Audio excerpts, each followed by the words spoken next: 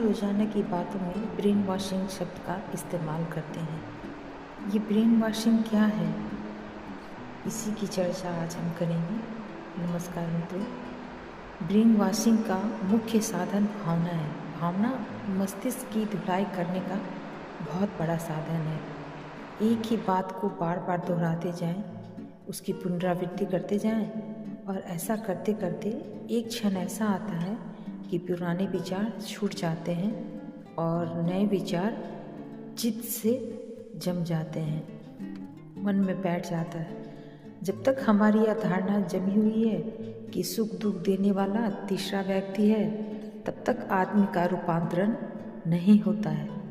भावना बोध के द्वारा जब इस विचार की धुलाई हो जाती है, यानी ब्रेन वॉशिंग के जरिए इस विचार को जवाब दिया जाता है, तब सुख दुख की कोई भी घटना घटित होने पर आदमी यह नहीं मानेगा कि सुख दुख देने वाला स्वयं के अतिरिक्त कोई दूसरा व्यक्ति है। आदमी फिर यही सोचेगा, मैंने ऐसा ही कोई कृत्य किया है, ऐसा ही कोई कर्म किया है, कोई ऐसा आचरण किया है, उसी का यह परिणाम सामने आ रहा है। पूरी दृष्टि अपनी सीमा से चली जाएगी। भावना योग एक बहुत ही महत्वपूर्ण प्रक्रिया है परिवर्तन की दृष्टि को बदलने की। अब प्रश्न यह है कि क्या एक बात को बार बार दोहराने से संस्कार धुल जाता है? तो नाजियों का एक प्रसिद्ध सूत्र था, एक झूठ को 1000 बार दोहराओ वह सच हो जाएगा। 1000 बार दोहराने से एक झूठ सच बन सकता है, तो क्या 1000 लाख बार दोहराने से सच सच नहीं बनेगा? आवृत्ति का भी अपना महत्व है। आज विज्ञान का विद्यार्थी जानता है कि सूक्ष्म तथ्य को पकड़ने के लिए आवृत्ति पर ही ध्यान देना होता है। किस फ्रीक्वेंसी में क्या क्या पकड़ा जा सकता है, यह बात वह अच्छी तरह जानता है। मनुष्य जिसके लिए भावना करता है, जिस अभ्यास को दोहराता है, उसी रूप से उसका संस्कार निर्मित हो जाता है। यह आत्मसम्मोहन की प्रक्रिया है। इसे जप भी कहा जा सकता है। आत्मा की भावना करने वाला आत्मा में स्थित हो जाता है।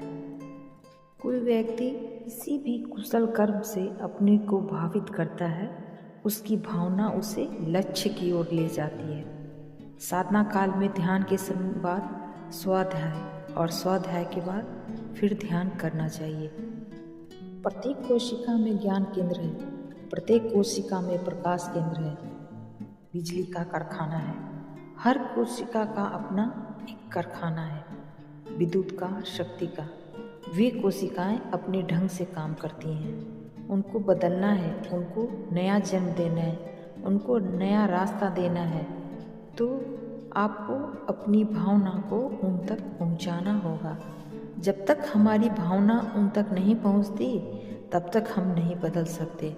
जैसे कि एक आदमी अपनी क्रोध की आदत को बदलना चाहता है, संकल्प करता है कि अब मैं क्रोध नहीं करूँगा, और बार बार संकल्प करने के बाद भी वह सफल नहीं होता।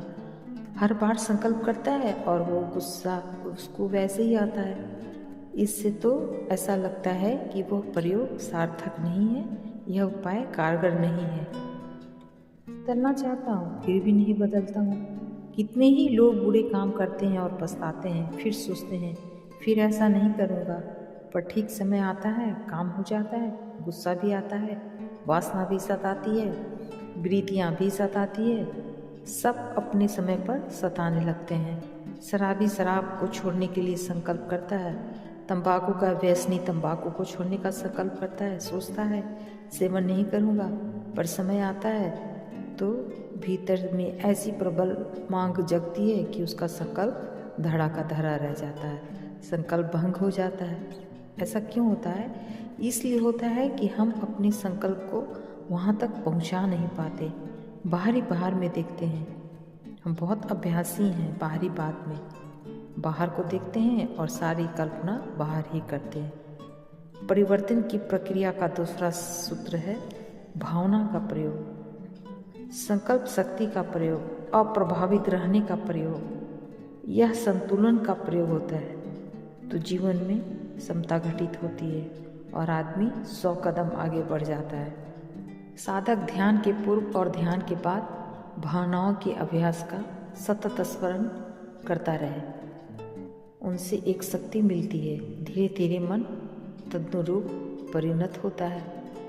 मिथ्या धारणाओं से मुक्त होकर सत्य की दिशा में अनुगमन होता है और एक दिन स्वयं को तथानुरूप प्रत्यक्ष अनुभव हो जाता है। भावना और ध्यान के सहयोग से मंजिल सुसाध्य हो जाती है। साधक इन दोनों की अपेक्षा को गौण न समझे। सभी धर्मों में भावना का अवलंबन लिया है। भावनाएं विविध हो सकती हैं। जिनमें चित्त की विशुद्धि होती है वे सारी भावनाएं हैं। आज की भाषा में भावना का अर्थ है ब्रेन वॉशिंग। इसका अर्थ है मस्तिष्क की धुलाई। राजनीति के क्षेत्र में ब्रेन वॉशिंग की प्रक्रिया बहुत प्रचलित है और इसका प्रयोजन है पुराने विचारों की धुलाई कर उनके स्थान पर नए विचारों को भर देना। बहुत प्रचलित प्रक्रिया है और इसका प्रयोग प्रत्येक राष्ट्र करता है। संकल्प शक्ति के विकास के लिए एक और महत्वपूर्ण प्रयोग है सुझाव का, सजेशन या ऑटो सजेशन का। यह बहुत महत्वपूर्ण प्रक्रिया है। पश्चिम के लोगों ने एक चिकित्सा की प्रणाली का विकास किया है, ऑटोजेनिक चिकित्सा पद्धति। इस पद्धति में स्वतः प्रभाव डालने वाली बात होती है। वे कल्पना करते हैं और कल्पना के सहारे वैसा अनुभव करते हैं। इस ऑटोजेनिक प्रणाली को योग की भाषा में भावनात्मक प्रयोग कहा जा सकता है। हमारे यहाँ भावना का प्रयोग चलता था कि हम वैसा अनुभव करें। आप भावना का प्रयोग करें कि यह हाथ ऊपर उठ रहा है, अपने आप उठेगा और अपने आप सिर पर लग जाएगा। आप उठाने का प्रयत्न नहीं करेंगे, अपने आप उठेगा और सिर पर लग जाएगा। आप भावना करें कि हाथ भारी हो गया है, आपका हाथ बहुत भारी बन जाएगा। कल्पना करें कि हाथ हल्का हो गया है, हल्का हो जाएगा। आप भावना करें कि हाथ ठंडा हो रहा है, ठंडा हो जाएगा। भावना करें कि हाथ गर्म हो रहा है, हाथ गर्म हो जाएगा। भावना हमारी चेतना को और वातावरण को बदलती है। यह ठीक भावना का प्रयोग है ऑटोजेनिक चिकित्सा पद्धति। इस पद्धति के द्वारा रोगी अपने आप को स्वस्थ करता है। दूसरे मार्गदर्शक की बहुत ज़रूरत नहीं होती, मात्र वह तो कहीं कहीं सुझाव देता है। रोगी स्वयं अपनी चिकित्सा कर लेता है। हम भावना को और भावना के प्रयोगों को भूल गए। सुझाव का प्रयोग बहुत महत्वपूर्ण है। एक आदमी पीड़ित है किसी भी अवयव की पीड़ा से, घुटने का दर्द, कमर का दर्द, गर्दन का दर्द। ये 3 स्थान बहुत ज़्यादा दर्द के हैं। भारतीय लोग इनसे पीड़ित हैं। ये खास स्थान है, दर्द है, शरीर प्रेक्षा का प्रयोग कर रहे हैं, उसे देख रहे हैं, इसके साथ भावना का प्रयोग करें। जहाँ दर्द है वहाँ हाथ टिका दें, उसे देखना शुरू कर दें, ध्यान उस पर केंद्रित कर दें। उंगली का निर्देश और ध्यान वहाँ पर केंद्रित है। दीर्घ श्वास लें, ध्यान वहीं टिका रहे। बीच बीच में सुझाव दें कि अवयव स्वस्थ हो रहा है। आप प्रयोग करके देखें कि परिणाम क्या आता है, कितना अद्भुत परिणाम आता है। भावना के द्वारा, सुझाव के द्वारा हमारी चेतना बदलना शुरू कर देती है।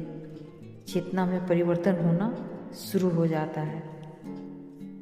तत्वों और अपनी चेतना को एकदम नए ढांचे में ढाल सकते हैं। जिस विषय का अनुचिंतन बार बार किया जाता है या जिस प्रवृत्ति का बार बार अभ्यास किया जाता है उससे मन प्रभावित होता है। इसलिए उस चिंतन या अभ्यास को भावना कहा जाता है। जिस व्यक्ति को भावना का अभ्यास हो जाता है उसमें ध्यान की योग्यता आ जाती है। ध्यान की योग्यता के लिए 4 भावनाओं का अभ्यास आवश्यक है। ज्ञान भावना, दर्शन भावना, चरित्र भावना और वैराग्य भावना। भावना राग, द्वेष और मोह से शून्य होकर तटस्थ भाव से जानने का अभ्यास। दर्शन भावना राग, द्वेष और मोह से शून्य होकर तटस्थ भाव से देखने का अभ्यास। चरित्र भावना राग, द्वेष और मोह से शून्य सब महत्वपूर्ण आचरण का अभ्यास। वैराग्य भावना अनासक्ति, अनाकांक्षा और अभय का अभ्यास। मनुष्य जिसके लिए भावना करता है, जिस अभ्यास को दोहराता है उसी रूप से उसका संस्कार निर्मित हो जाता है।